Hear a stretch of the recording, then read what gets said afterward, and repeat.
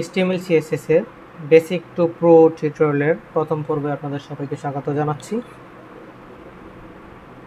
আমাদের এই সিরিজের প্রত্যেকটা পর্বে একদম শুরু থেকে শেষ পর্যন্ত আমরা যাদের HTML CSS সম্পর্কে একদমই কোনো নলেজ নেই, জিরো নলেজ, কিছুই জানে না, তারা কিভাবে একটি স্ট্যান্ডার্ড লেভেলের ওয়েবসাইট তৈরি করে HTML CSS জাভাস্ক্রিপ্ট ব্যবহার করে একটি সাইট টেমপ্লেট তৈরি করে একদম থিম ফরেস্টে আপলোড দেওয়া থেকে শুরু করে অ্যাপ্রুভাল এবং সেল করা সম্পূর্ণ প্রসেসটা আমাদের এই পর্বে সবগুলো পর্বে দেখানোর চেষ্টা করব। তো প্রথম পর্বে আমরা একদম বেসিক জিনিসপত্র নিয়ে আলোচনা করব। HTML CSS এর একদম প্রথম যে স্টার্টিংটা সেটা নিয়ে আমরা আলোচনা করব। তো কাজ করার জন্য প্রথমে হচ্ছে আমরা একটা ফোল্ডার ক্রিয়েট করে নিলাম, HTML CSS 0 to Pro।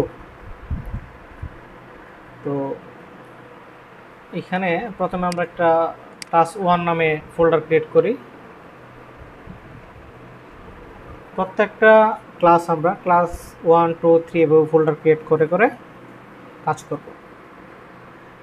তো HTML নিয়ে কাজ করার জন্য, যেহেতু আমরা CSS নিয়ে এখনই কাজ করব না, শুধুমাত্র HTML নিয়ে কাজ করব প্রথমে, CSS এবং জাভাস্ক্রিপ্ট আরও পরে আসবে। তো প্রথমে এই যে আমরা একটা ফোল্ডার ক্রিয়েট করলাম, আমি আসলে অপ্রয়োজনীয় জিনিসগুলো না জানার চেষ্টা করব, শুধুমাত্র যেগুলো অনেক বেশি দরকারি সেগুলো নিয়ে আলাপ করব, সেগুলো নিয়ে আলোচনা করব। তো প্রথমে শুরু করে দিচ্ছি, আমরা একটা ফোল্ডার ক্রিয়েট করে নিতে হবে। এখানে নিউ থেকে আমরা টেক্সট ডকুমেন্টে গিয়ে পুরোটা সিলেক্ট করলাম, index.html নামে একটা ফোল্ডার ক্রিয়েট করলাম। তো কোড এডিটর হিসেবে আমরা ব্যবহার করব হচ্ছে ভিজুয়াল কোড স্টুডিও। এটা ওপেন করলাম, আমার অলরেডি একটা আগের প্রজেক্ট ছিল, এটা আমি বাদ দিয়ে এখান থেকে ওপেন ফোল্ডারে যাব। যারপর এখান থেকে যদি আমি এই যে HTML CSS 0 to Pro তে যাই, ক্লাস 1 এটাকে সিলেক্ট করলাম, এখানে এটা চলে আসলো। এখন HTML শেখার জন্য সবথেকে ভালো যদি আমি কোনো সাইট আপনাদেরকে সাজেস্ট করি তাহলে W3 স্কুলটা আমি সাজেস্ট করব। W3 স্কুলসে গেলে আপনারা এখানে মোটামুটি সব রকমের টিউটোরিয়াল পাবেন। যদি আমরা HTML এ যাই, একদম শুরু থেকে কিভাবে কি কাজ করতে হয়, ইন্ট্রোডাকশন, খুব সুন্দর করে এটাতে একদম ডিটেলস দেওয়া আছে। যাই হোক, আমরা এখানেই যদি প্রথমে যাই তাহলে দেখতে পাবো যে প্রথমে সে HTML CSS HTML শুরু করার জন্য আমাদের একটা লেআউট দরকার, এই লেআউটটা এখানে দিয়ে দিয়েছে।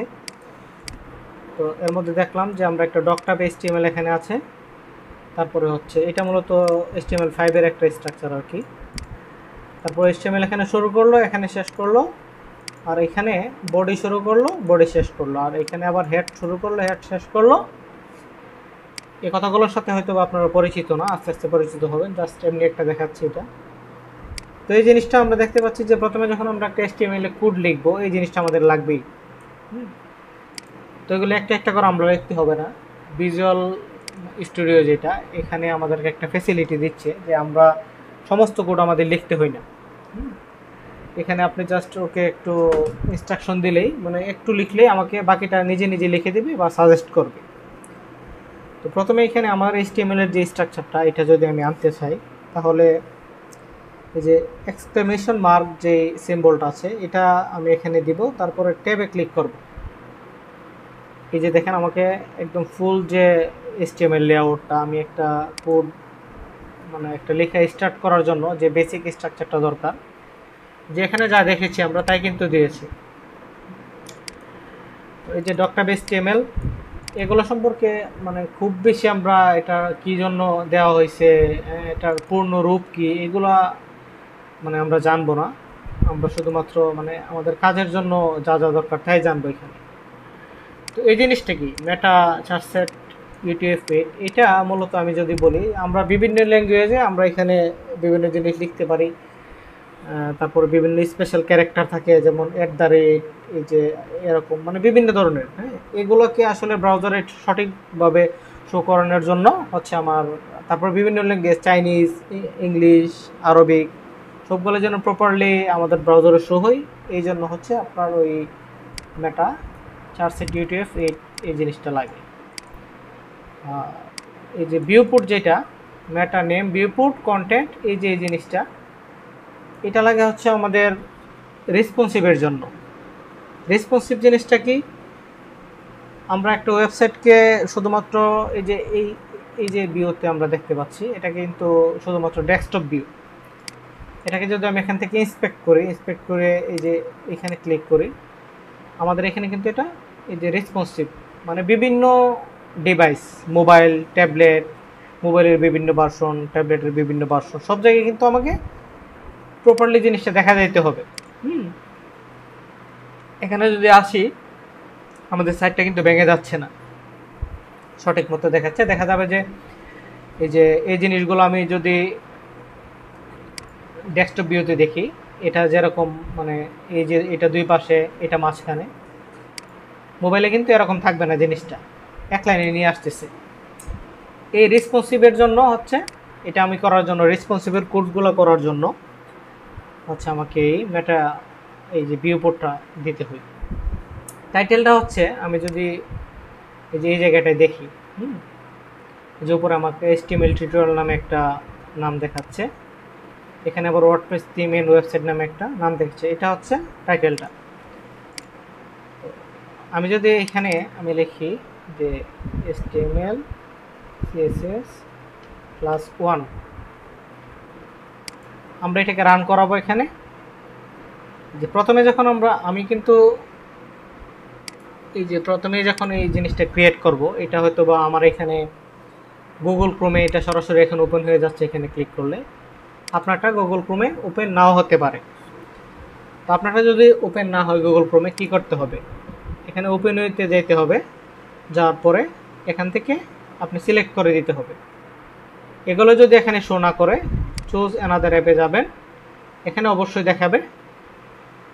এখান থেকে আপনি যেটা দিয়ে আপনার কোডটা বারবার দেখতে চান বা ওভারভিউটা দেখতে চান, ওইখানে ক্লিক করে অলওয়েজ দিয়ে দিবেন। তো আমরা এখানে দেখতে পাচ্ছি যে টাইটেলের কথা বললাম, যে HTML CSS +1, এটা কিন্তু এখানে এই যে উপরে আমরা দেখতে পাচ্ছি। আর এই যে দুইটা জিনিস এখানে আমরা লিখেছিলাম, এটা দেখাচ্ছে। এখন আসি, আমাদের এখানে বেসিক পার্টটা গেল।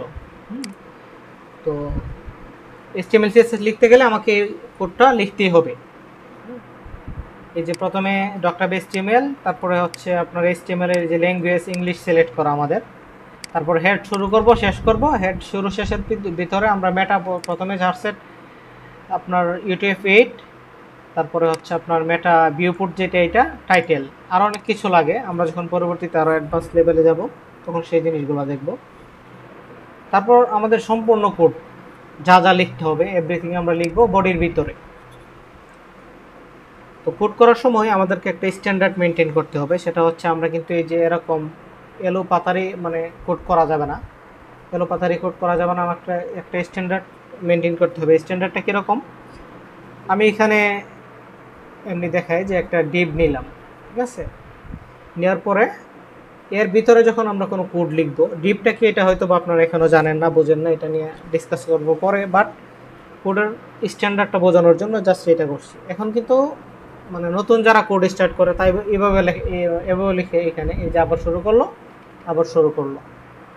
এভাবে আসলে করা যাবে না। আমরা যখন কোনো একটা জিনিসকে স্টার্ট করব, হ্যাঁ, স্টার্ট করার পরে এন্ড করার পরে এই যে এটা স্টার্ট হইলো এখানে, এন্ড হইলো এখানে, পরবর্তীতে এটার মাঝখানে যখন আমরা কোনো কোড লিখব, যেমন বডিকে আমরা এখানে শুরু করলাম, শেষ করলাম, আমরা কিন্তু এখান থেকে কোড করা স্টার্ট করতে পারতাম, এই জায়গা থেকে না করে আমরা কী করলাম, একটা ট্যাব দিলাম। একটা জিনিস শুরু শেষ হওয়ার পরে মাঝখানে যা লিখবো একটা ট্যাব দিয়ে লিখতে হবে। তারপরে এখানে একটা ডিভ দিলাম, ঠিক আছে, আবার একটা ইন্টার দিলাম, এখানে কিন্তু অটোমেটিক আমাকে নিচে নিয়ে আসলো, এই যে এখানে ট্যাব অটোমেটিক হয়ে গেল। আবার কোনো কিছু একটা লিখলাম, আবার এন্টার দিলাম, আবার কোনো কিছু লিখলাম, এন্টার দিলাম। যদি আমাকে অটোমেটিক এখানে নিচে না নিয়ে আসে, আমি এই আপনার কিবোর্ড থেকে ট্যাবে ক্লিক করব।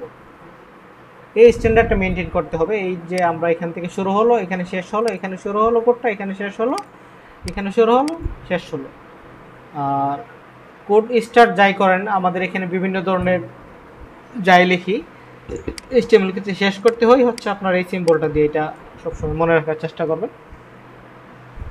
এখন আমরা HTML এ কাজ করতে গেলে একদম প্রথমে যে জিনিসগুলো লাগে আমাদের হেডিং ট্যাগ লাগে হচ্ছে 5টা, H1 থেকে H6 পর্যন্ত। তো এই যে H1 এখানে লিখলাম। আমরা যা কিছুই লিখি এখানে আমাদের যে ফ্যাসিলিটিটা দিবে ভিজুয়াল কোড স্টুডিওতে, সেটা আপনাদেরকে আগেই বলেছি যে আমরা যখন কোনো কিছু একটা লিখবো সে আমাকে অটোমেটিক কোড সাজেস্ট করে, আমার কোডটাকে শর্ট করে দিবে, আমার নিজে সব লিখতে হবে না। আমি যদি এখানে H1 লিখে ট্যাব ক্লিক করি, H1 শুরু হলো, H1 শেষ হলো। শেষটা কীভাবে হলো? এই সিম্বলটা দিয়ে, এটা মাথায় রাখতে হবে। তো এখানে আমরা যদি লিখি যে দিস ইজ হেডিং 1,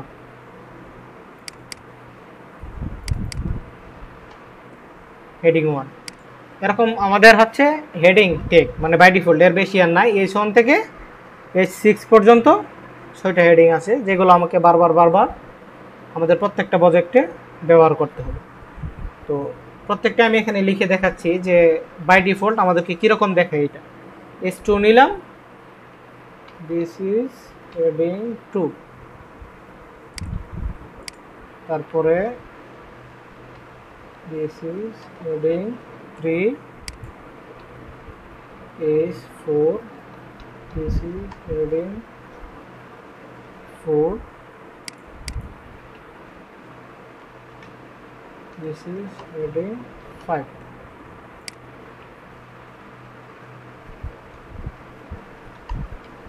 এই যে 6টা নিলাম আমরা হেডিং, এর বাইরে আর কোনো হেডিং নাই। এই হেডিং আমরা কোন কোন জায়গায় আমাদের লাইভ প্রজেক্টে ব্যবহার করতে হয় সেটা আপনাদেরকে একটু এখনই দেখাই দিব। আমরা যখন যারা কাজ শিখে তাদের সবথেকে বেশি যে সমস্যা হয়, তারা একটু কনফিউজ থাকে যে আমরা যে কাজগুলো শিখতেছি এটা শিখে মূলত আমরা কি তৈরি করব বা কি করব। এই যে আমরা হেডিং নিলাম, এটা আমাদের কি কাজে আসবে। তো চেষ্টা করব যে আপনাদের বেসিক থেকে আপনাদের এই জিনিসগুলো দেখিয়ে দেওয়ার জন্য, যে আসলে এটা কোথায় ব্যবহার করবেন বা আপনার কি কাজে লাগবে।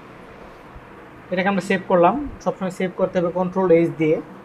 সেভ করলাম। এখানে যদি আমরা আবার যাই, এই যে দেখতে পাবো এই যে হেডিং 1 2 3 4 5 6, কিছুই না, জাস্ট একটা সাইজ এক রকম। যদি হেডিং 1টা দেখি একটু বেশি বড়, 2টা তার থেকে একটু ছোট, এরকম করে 6টা সবার থেকে ছোট।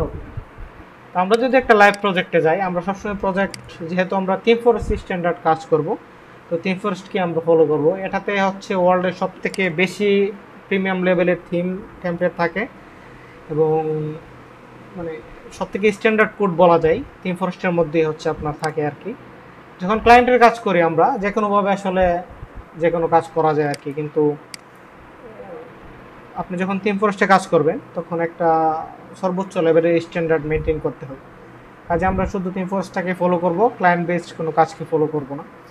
তো themeforest.net এটাতে আসবেন, যেহেতু আমরা এখানে কাজ করব এটাকে অলওয়েজ ফলো করবেন, ঠিক আছে। এই যে themeforest.net-এ যাবেন, যাওয়ার পরে এখানে হয়তোবা যারা নতুন আসবে তাদের জন্য এই কি এটা বুঝতে পারবে না, তো আমি একটু এটা সম্পর্কে পরিচিত করাই দিই। আপনারা এখানে গেলে হচ্ছে WordPress theme, ecommerce template, site template, marketing template, CMS template, blogging template, মানে তারা যা যা হচ্ছে themeforest.net এর মধ্যে সেল করতেছে টোটাল সব কিছু দেখা যায়। নিউজে গেলে আপনার ওয়ার্ডপ্রেস থিমের যে নতুন থিমগুলো আসছে সেগুলো দেখা যাবে। আর বেস্ট সেলারে গেলে হচ্ছে এই ক্যাটাগরিতে সবথেকে বেস্ট যে সেল হয়েছে সেগুলো দেখা যাবে। তো নিউজটি যদি আমরা ক্লিক করি, তো এখানে দেখবেন যে আপনার একদম নতুন এই যে 8 জুলাই 2025-এ অ্যাপ্রুভ হয়েছে এরকম কিছু আইটেম দেখা যাচ্ছে এখানে। আবার এই যে ওয়ার্ডপ্রেস থিম থেকে যদি বেস্ট সেলারে যাই তাহলে দেখা যাবে যে সর্বোচ্চ বিক্রিত যে আইটেমগুলো, যেমন আমরা এখানে যদি দেখি যে এটা হচ্ছে 1.0247 মিলিয়ন সেল অ্যাবাডা। মোটামুটি আপনাদের এই লাইনে আসলে অ্যাবাডাকে চিনতেই হবে, সর্বোচ্চ বিক্রিত একটা এখন পর্যন্ত পুরো ওয়ার্ল্ডে সব থেকে বিক্রিত একটা থিম। তো এরপর একটা যদি আমরা দেখি 325.1K সেলস, হ্যাঁ, প্রায় 3,26,000-এর মতো, 3,25,000 সামথিং সেল এইটাতে। তো এভাবে যদি আমরা ই-কমার্স টেমপ্লেটে যাই, সাইট টেমপ্লেটে যাই, সেমভাবেই দেখা যাবে। তো আমরা সবসময় কী করব, আপনার ইয়েতে যাব, একদম নিচের দিকে যদি একটু যাই, এখানে কি, এখানে হচ্ছে থিম ফরেস্ট বেস্ট কিছু আইটেম বাছাই করে ফিচার্ড করে, মানে তারা যেটাকে ভালো মনে করে বা কাস্টমারের জন্য ভালো হবে এরকম কিছু সেরা আইটেম সিলেক্ট করে ফিচার করে তাদের এই যে ফ্রন্ট পেজটা, প্রথম যে পেজটা এখানে নিয়ে আসে আর কি। তো এগুলো দেখা যায়। তো আমরা যে জিনিসটা দেখবো, এই যে এই জায়গায় যখন আসবো, check out our newest theme and templates, সবসময় এখানেই দেখবো আমরা, যেহেতু এখানে হচ্ছে আজকে বা 2-4 দিনের মধ্যে অ্যাপ্রুভ হয়েছে এরকম কিছু টেমপ্লেট দেখা যাবে। তো এখানে যেহেতু সাইট টেমপ্লেট সিলেক্ট করা এই ট্যাবের মধ্যে, এখানে আমরা সাইট টেমপ্লেটগুলো দেখতে পাবো। ওয়ার্ডপ্রেসে গেলে ওয়ার্ডপ্রেসগুলো দেখতে পাবো। ওয়ার্ডপ্রেস কি, এটা নিয়ে আমরা শেষের দিকে একটু আলোচনা করবো। আমাদের এখন কাজ হচ্ছে সাইট টেমপ্লেট, ঠিক আছে? তো সাইট টেমপ্লেট হচ্ছে যে আমরা HTML দিয়ে যেগুলো করি, যে এখানে সাইট টেমপ্লেট মানে বিভিন্নভাবে করা যায়। আপনার HTML CSS দিয়ে করা যায়, রিয়েক্ট দিয়ে করা যায়, নেক্সট.js দিয়ে করা যায়, আর অনেক কিছু দিয়ে করা যায়। এগুলো নিয়ে আমরা ডিসকাস না করি, আমাদের টার্গেট থাকবে হচ্ছে HTML টেমপ্লেট। যেখানে যদি আমরা যাই তাহলে এটা একটা HTML টেমপ্লেট, নিউ অ্যাপ্রুভাল, এটা একটা HTML, এটা এই জিনিসটা যদি আমরা এখানে লাইভ প্রিভিউ করি, এই যে লাইভ প্রিভিউ করলাম, নতুন একটা পেজ এটা ওপেন হলো। তো এখান থেকে যখন লাইভ প্রিভিউতে যাব আমরা, এখানে দেখা যাবে সবসময় উপরে একটা বার থেকে যাচ্ছে। তো এই বারটা যদি আমরা না চাই, দেখাচ্ছি যে বারটা আমরা কীভাবে বাদ দিব। আপনার কিছু কিছু সময় ওয়েবসাইটগুলো লোড হইতে একটু সময় লাগে, এটা আসলে হোস্টিংয়ের উপর ডিপেন্ড করে। এটা যদি আমরা একটু ভিউ করার চেষ্টা করি, দেখি যে দ্রুত দেখতে পাই কিনা। আচ্ছা, এটা আসছে, হ্যাঁ। তো এখান থেকে আমরা কি করব, ওই যে শুধুমাত্র ইয়েতে যাব, open link in new window, অথবা আপনার এই যে এভাবে ক্লিক করলে হবে। মাউসের হচ্ছে আপনার স্ক্রল বাটনটা যেটা, এটাতে এখানে ক্লিক করলে এখানে ওপেন হবে। এখানে কিন্তু মানে তার যে সরাসরি ওয়েবসাইট এখানে চলে গেল, আপনার থিমফোর্সের বার থাকছে না। আচ্ছা, এটা এই সাইডটা একটু স্লো, কাজে এটা আমরা দেখবো না। এখানে যাই, এটাই আমরা দেখা ট্রাই করি, এটা বাদ দিই। আচ্ছা, এই যে আমরা একটু এক্সট্রা ডিসকাস করলাম বিভিন্ন জিনিসপত্র নিয়ে। এখন আমরা এখানে আছি, এই যে H1, H2, H3 থেকে H6 পর্যন্ত নিলাম। আমাদের লাইভ কাজের সময় এটা মানে আমাদের কি কাজে লাগবে বা কোথায় ইউজ করবো, এই যে জিনিসগুলো আপনারা একটু দেখেন। পি ট্যাগ একটা আছে, হ্যাঁ, এই যে পি হচ্ছে আমাদের সমস্ত টেক্সট, বড় বড় প্যারাগ্রাফগুলো আছে এগুলো লেখার জন্য পি। আর ছোট ছোট টাইটেল টাইপের জিনিসে হচ্ছে আমরা H1 থেকে H6 পর্যন্ত ব্যবহার করব। এই যে প্যারাগ্রাফ ট্যাগ, এটা যদি এখানে আমরা আমাদের ওয়েবসাইটটাকে একটু দেখি, এই যে প্যারাগ্রাফটা নিলাম, এটা কিন্তু অন্যগুলোর থেকে একটু আলাদা। আচ্ছা, তো এই যে এখানে যদি আমরা যাই, এটা একটা প্যারাগ্রাফ ট্যাগ পি দিয়ে নেওয়া হয়েছে। এই জিনিসটা যদি আমরা বলি কিসের, এটা যেহেতু এটার সাইজ বড় দেখাচ্ছে, আমরা এটাকে H1 দিয়েও নিতে পারি, H2 দিয়েও নিতে পারি। এই যে হেডিং ট্যাগ আমাদের H1 বা H2 কী কাজে লাগছে, এই যে এই জিনিসগুলো আমরা দেখছি, এগুলো হচ্ছে আপনার ধরেন H6 দিয়ে নিলেন, এই যে এখানে চারটা H6, এটা H2 দিয়ে নিলেন, এখানে আবার এই যে এটা H4, এই যে সাইজের উপর ডিপেন্ড করে, এই যে H4 নিলাম, এটা নিলাম H2, এটা নিলাম হচ্ছে H6, এটা আবার প্যারাগ্রাফ, এটা H2, এই যে জিনিসগুলো আবার নিলাম আমি H3 বা 2 দিয়ে, এটা আবার প্যারাগ্রাফ, এই যে এগুলো প্যারাগ্রাফ, হ্যাঁ, এগুলো আবার হেডিং, হ্যাঁ, H1 থেকে H6 পর্যন্ত আমরা হেডিং বলি। এই যে এখানে আবার H3। তো এই যে প্যারাগ্রাফ আর হেডিং ট্যাগের যে কাজগুলো, সেটা আশা করি আপনারা বুঝতে পেরেছেন। তারপর আমাদের একদম কমন যে জিনিসটা লাগেই, সেটা হচ্ছে UL/LI। UL/LI অলমোস্ট আসলে একই রকম কাজ করে। একটা হচ্ছে আনঅর্ডার লিস্ট UL, আর একটা হচ্ছে অর্ডার লিস্ট UL। যদি আমরা এখানে UL দেই, UL এর পরে LI আমাদেরকে মাস্ট দিতে হবে, নিয়ম। হ্যাঁ, এরকমভাবে আমরা এটা একটু কপি করি। হ্যাঁ, এই যে কপি করলাম, এটাও বলে দিই, Ctrl+C Ctrl+V, তারপরে B দিলেই হবে। এটা অনেকগুলো কপি হয়ে গেল। এটাকে যদি আমরা এখানে দেখি কীরকম দেখাই, এই যে এখানে অটোমেটিক এই যে ডটটা চলে আসছে, এটা হচ্ছে আপনার UL এর জন্য আর কি, লিস্ট স্টাইল। আমাদের একই রকমের এলিমেন্টস, মানে একই রকমের জিনিসপত্র যদি বারবার রিপিট আমাদের নেওয়া লাগে, তাহলে আমরা এই হয় ডিপ দিয়ে কাজ করব, ডিপ কি সেটা নিয়ে একটু পরে আলোচনা করছি, অথবা আপনার এলআই দিয়ে নিব। যেমন এই জিনিসটা, এটা কিন্তু আমরা ইচ্ছে করলে এই যে একই জিনিস, কিন্তু একটা দুইটা তিনটা চারটা পাঁচটা লোগো, হ্যাঁ এই যে লোগোগুলো একটার পর একটা একই জিনিস, কিন্তু লোগোটা ভিন্ন হলেও আমাদের এখানে রিপিট হচ্ছে কি লোগো। তার মানে এই জিনিসগুলোকে আমরা কি দিয়ে নিতে পারি, এই যে ইউএল এর ভিতরে এলআই এলআই এলআই করে সবগুলোকে নিয়ে নিতে পারি। তারপরে হচ্ছে আপনার এই যে এই দুইটা জিনিস, এখানে একটা হেডিং, এখানে একটা বড় হচ্ছে নাম্বার লেখা, এখানে একটা হেডিং, এখানে বড় নাম্বার লেখা, একই রকম এই দুইটা ডিজাইন কিন্তু একই রকম। হ্যাঁ এখানে একটা জিনিস এই যে আপনার একই জিনিস কিন্তু রিপিট হচ্ছে। তো এইসব এই এই আপনার কাজগুলো যখন আসবে আমরা ইউএল এল এর ভিতরে এই জিনিসগুলোকে নিব। এই যে স্পেশালি সব থেকে বেশি যে কাজে আমাদের লাগে এই যে লিস্ট আইটেমগুলো, ঠিক আছে, এই যে লিস্ট আইটেমগুলো, এগুলোর জন্য এই যে আমরা আমাদের এটাও তো লিস্ট আইটেম একটা, তাই না, এগুলোর জন্য একদম ইউএল এলআই মাস্ট লাগবেই। আচ্ছা এখন এলআই ওএল এর ক্ষেত্রে যাই, ওএল এলআই আপনারা সব জায়গায় ইউএল ব্যবহার করতে পারবেন, সমস্যা নাই। ওয়েল যদি ব্যবহার না করে ভাবেন যে আমি সবগুলোতে শুধুমাত্র ইউএলই ব্যবহার করবো, তাও সমস্যা নাই। শুধুমাত্র ব্লগের ক্ষেত্রে হচ্ছে আপনার সব থেকে বেশি ওই ইউএল বা ওয়েল এটার ব্যবহারটা। হ্যাঁ এখন ওয়েল দিলে কি হয় এটা একটু দেখেন আপনারা, এখানে তো ডট দিল আমাদেরকে। হ্যাঁ এখানে যখন আমরা এটার প্রিভিউটা দেখলাম যে আমাদেরকে এখানে প্রত্যেকটা লিস্ট আইটেমের সাথে একটা করে ডট দিল বাই ডিফল্ট। এখন ওয়েলের সাথে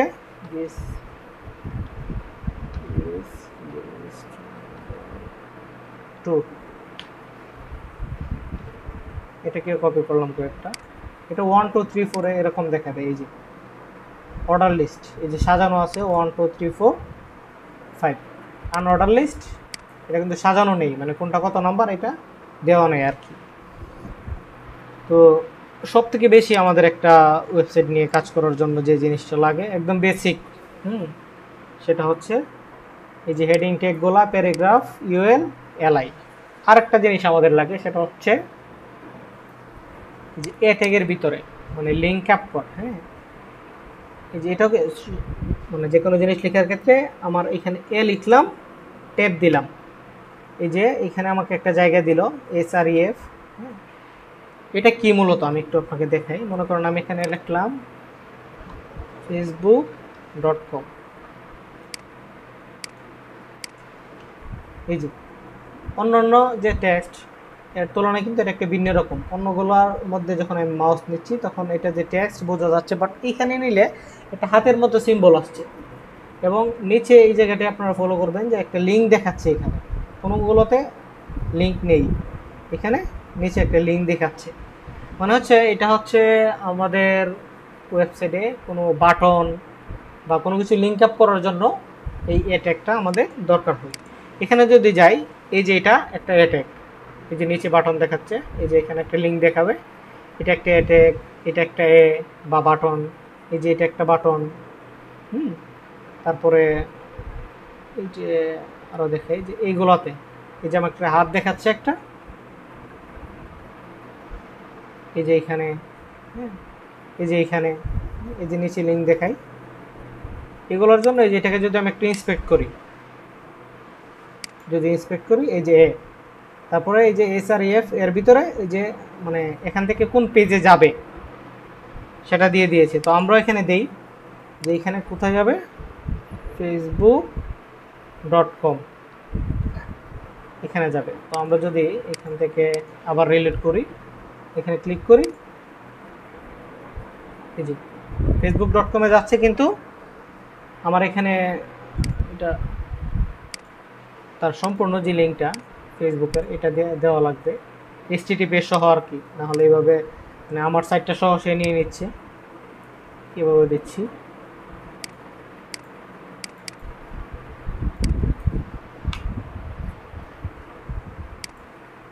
এখন দেখি এই যে ফেসবুকে কিন্তু চলে গেল। আমি যদি এই যে আপনার https www.facebook.com এভাবে না দিয়ে শুধুমাত্র এভাবে দেই, তখন মানে ব্রাউজার এটাকে ডিটেক্ট করবে যে আমার যে এখানে ওয়েবসাইটে আমরা দেখছি এখানে কিন্তু একটা লিঙ্ক আছে এখানে। হ্যাঁ এর সাথে সে কী করবে, ওই যে facebook.comটাকে এখানে এক্সট্রা করে বসাই দিবে। এই যে আমার যে লিঙ্কটা, লিঙ্কের পরে facebook.com বসাই দিচ্ছি।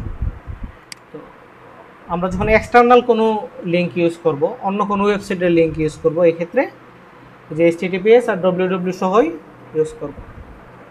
আর যদি চিন্তা করি যে আমরা শুধুমাত্র এখানে একটা বাটনের ফ্যাসিলিটি রাখবো, যে একটা বাটন থাকবে বাট এটাতে কোনো জায়গায় যাবে না, এক্ষেত্রে কী করব, এটাকে আমরা ব্ল্যাঙ্ক রাখার জন্য এখানে বাই ডিফল্ট হ্যাশ দিয়ে রাখবো। এটাই স্ট্যান্ডার্ড, হ্যাশ দিয়ে রাখতে হবে।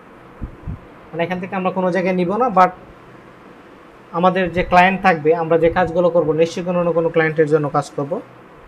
তো তারা হচ্ছে আপনার এখানে তার প্রয়োজন মতো লিঙ্ক বসাবে। আচ্ছা, লিঙ্কের বিষয়গুলো আমরা আরও যদি একটু ওয়েবসাইটের মধ্যে কোনো কিছু দেখি, যে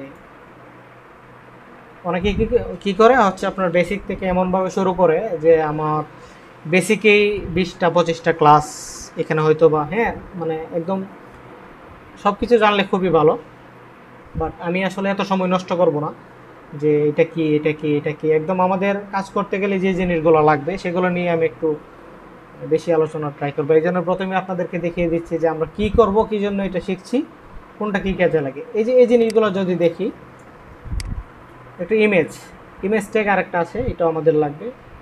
এই যে এটা একটা ইমেজ, এটা একটা ইমেজ। তো এর জন্য আমাদের কি করতে হবে, আইএমজি একটা ট্যাগ, আইএমজি লিখবো, ট্যাব দিব।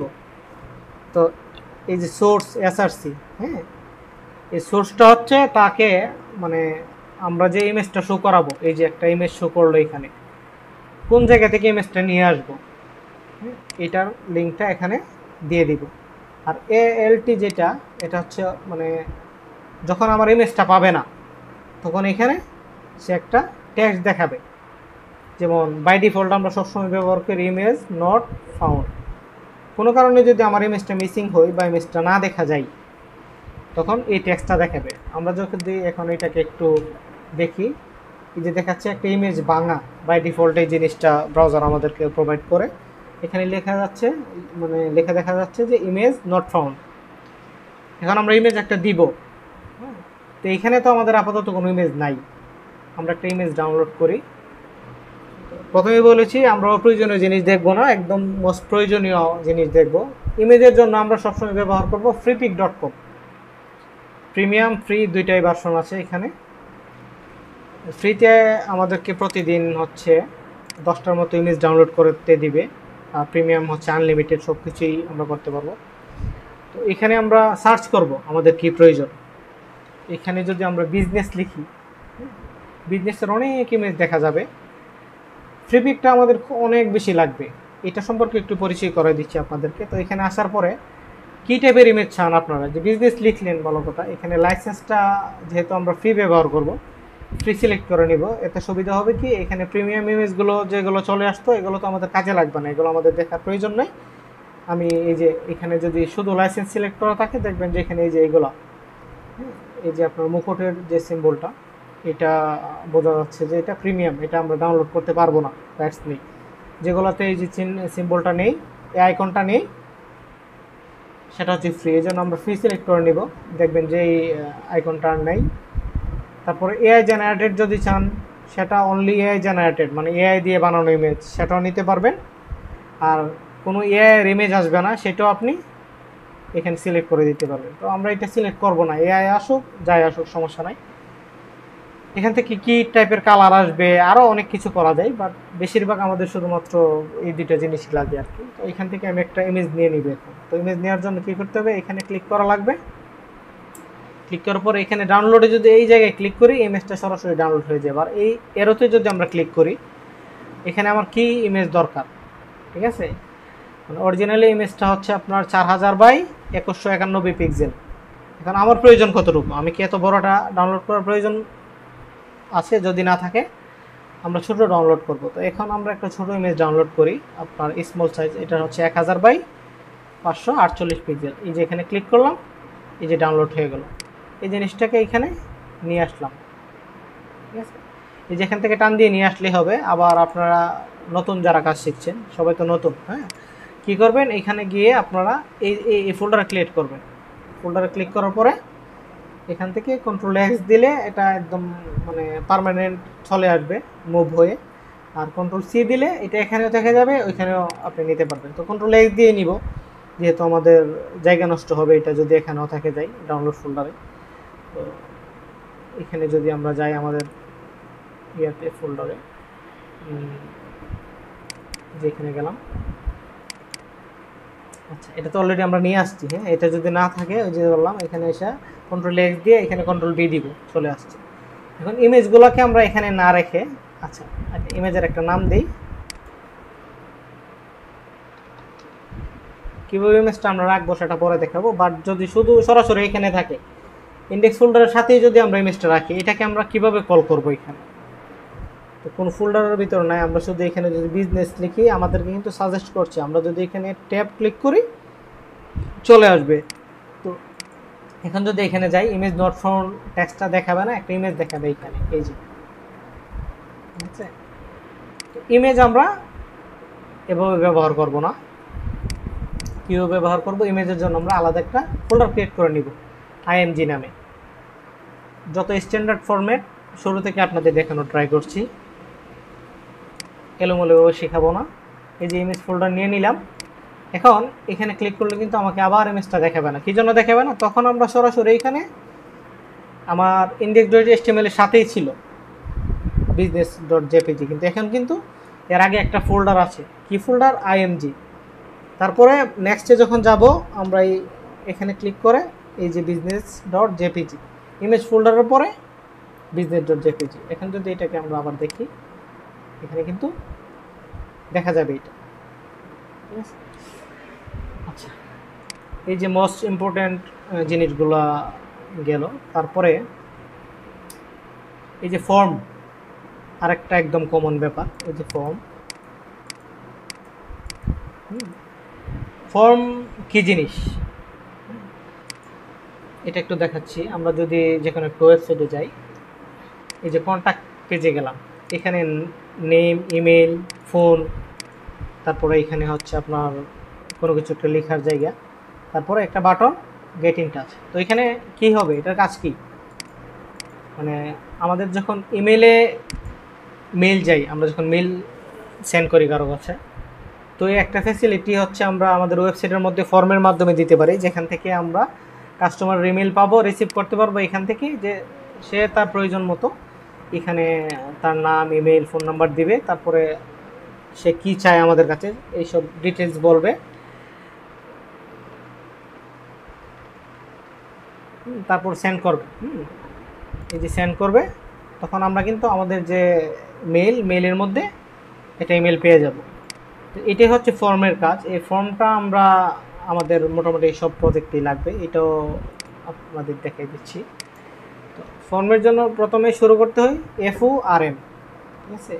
অ্যাকশন কি বা এটার কাজ কি, এগুলো হচ্ছে আমরা যখন ফর্মকে একটা PHP দিয়ে ডাইনামিক করব তখন দেখাবো। আপাতত কোনো কিছু লাগবে না, শুধুমাত্র এই যে অ্যাকশনটাকে আমরা হেজ দিয়ে রাখলাম। যে কোনো কিছু ব্ল্যাঙ্ক রাখতে চাইলে আমরা হেজ দিয়ে দিব। তারপরে এখানে ইনপুট, এই যে এগুলো হচ্ছে ইনপুট বক্স। হ্যাঁ, তো যখন আপনার ইমেল লিখবে, ইনপুটের বিভিন্ন ফরম্যাট আছে আপনার, input type text, input type number, input type email. আর এই যে আপনার ইয়াটা, এই যে এই জিনিসটা, হ্যাঁ, যেখানে মেসেজ লিখতে হয় এটাকে টেক্সট এরিয়া বলা হয়। এই যে এখানে যদি দেখেন টেক্সট এরিয়া, মানে যেখানে মেসেজটা ফাইনালি লিখবে আর কি।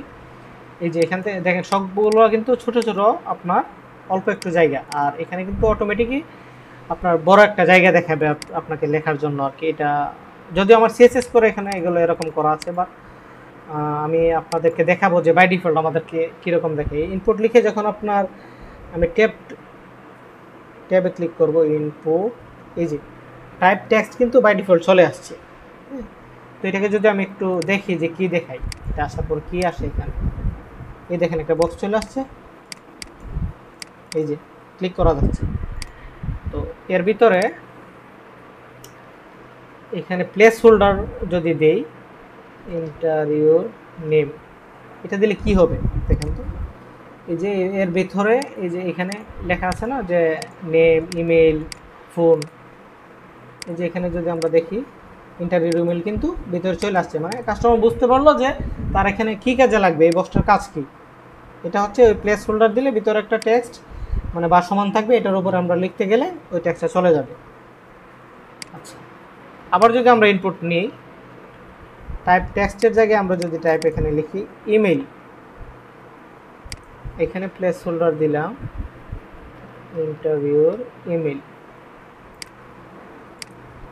এই যে এখানে কিন্তু যা লিখলাম, এটা লেখার পরে হচ্ছে আমি যখন সাবমিট করতে যাব তখন আমাকে কী করবে, সে এখানে বলে দিবে যে এখানে তোমার ইমেল মাস্ট একটা দিতে হবে।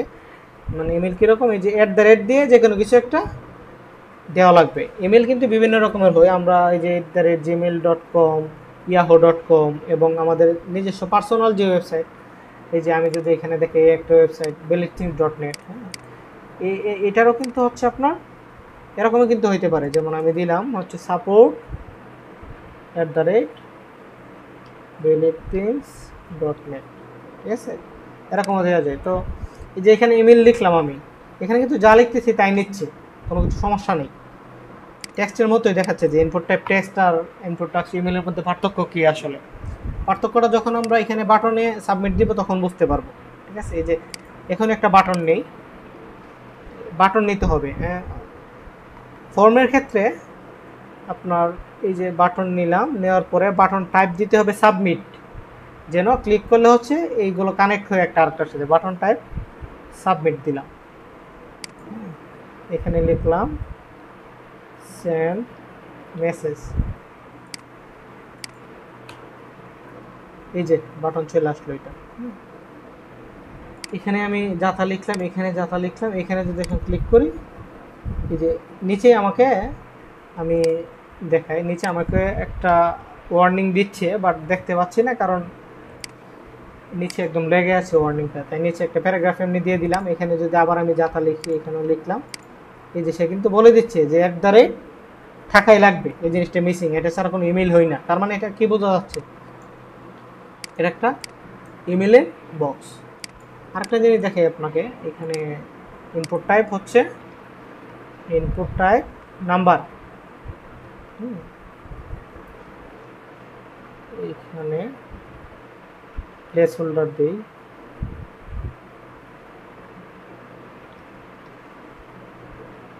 নাম্বার, এই যে এখানে কিন্তু আমি একটা ওয়ার্ড লেখার পরে এই যে লেখা যাচ্ছে না কোনো কিছু, কি লেখা যাবে এখানে, নাম্বার। এই যে আমি যদি ABCD এগুলো লেখার কিন্তু আমি ট্রাই করছি, বাট লিখতে পারছি না, সে শুধুমাত্র নাম্বার নেবে, এই যে নাম্বার নিচ্ছে, ঠিক আছে। আর হচ্ছে আপনার এই যে টেক্সট এরিয়া, যেটা যেখানে আমরা মেসেজগুলো লিখবো, নাম, ইমেল লেখার পরে কিন্তু আমাদেরকে একটা মেসেজ লিখতে হবে ফর্মের ক্ষেত্রে, হ্যাঁ, এটাকে টেক্সট এরিয়া নিতে হবে। তারপরে এই যে টেক্সট এরিয়া নিলাম, নেম আইডি দুইটাই হ্যাশ দিয়ে রাখলাম। আচ্ছা, এখন দেখি যে টেক্সট এরিয়াটা কীরকম দেখে। প্রথমে এখানে দেখাচ্ছিলাম কিন্তু যেগুলো ছোট ছোট, এখানে মোটামুটি বড় একটা জায়গা আমাকে দিচ্ছে সে।